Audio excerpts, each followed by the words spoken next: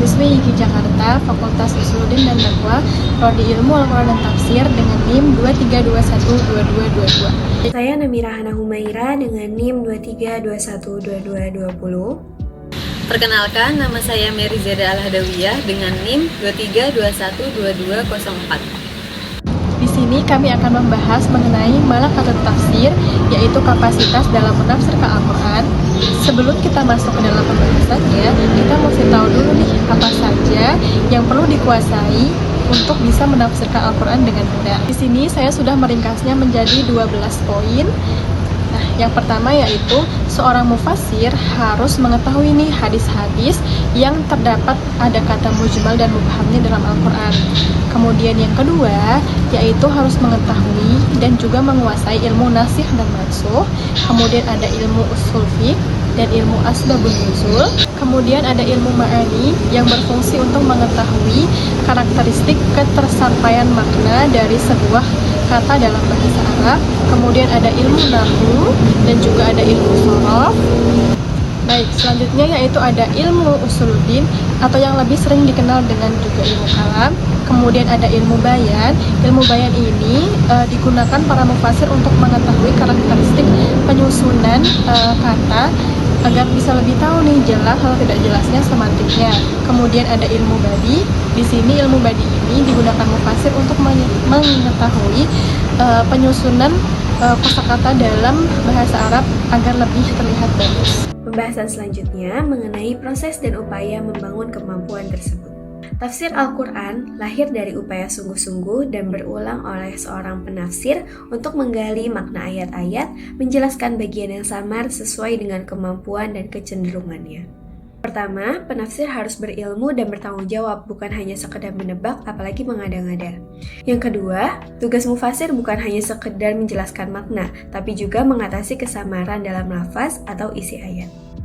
Dan yang ketiga, karena tafsir merupakan hasil pemikiran manusia, maka wajar jika di dalamnya terdapat perbedaan kualitas, kedalaman, keluasan, serta pendekatan seperti hukum filsafat, bahasa, atau sains. Meski berbeda, semua tafsir bisa saja mengandung kebenaran. Menurut Syekh Muhammad Rashid Ridho, seorang mufassir harus memiliki ilmu tertentu agar mampu menafsirkan Al-Quran dengan benar. Ia merangkum proses penafsiran ini dalam 5 poin. Yang pertama, memahami makna kosakata Al-Quran secara tepat berdasarkan penggunaan asli dalam bahasa Arab. Karena semenjak Al-Quran diturunkan, banyak istilah-istilah yang mengalami perubahan makna. Yang kedua, menguasai gaya bahasa Al-Quran yang unik dan berbeda dari karya tulis lainnya. Yang ketiga, mengetahui kondisi sosial manusia lintas generasi, termasuk sejarah.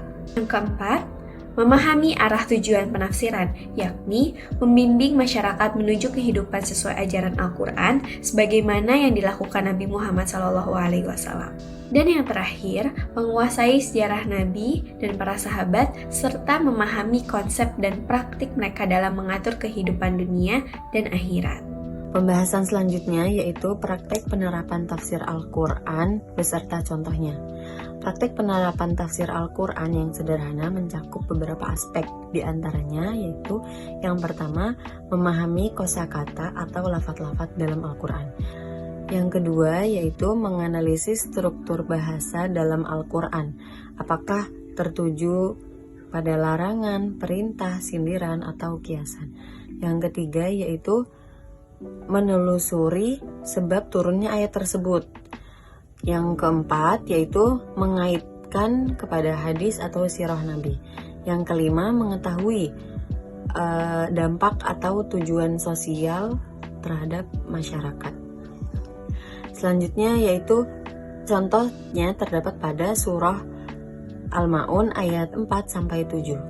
Bismillahirrahmanirrahim. Fawailul lil musallin, yang artinya maka celakalah orang yang sholat. Jika penafsiran berhenti pada satu ayat tersebut, maka gugurlah pemahaman kita terhadap penafsiran ayat tersebut. Lanjut ke ayat berikutnya yaitu alladzina hum 'ala sholatihim sahun.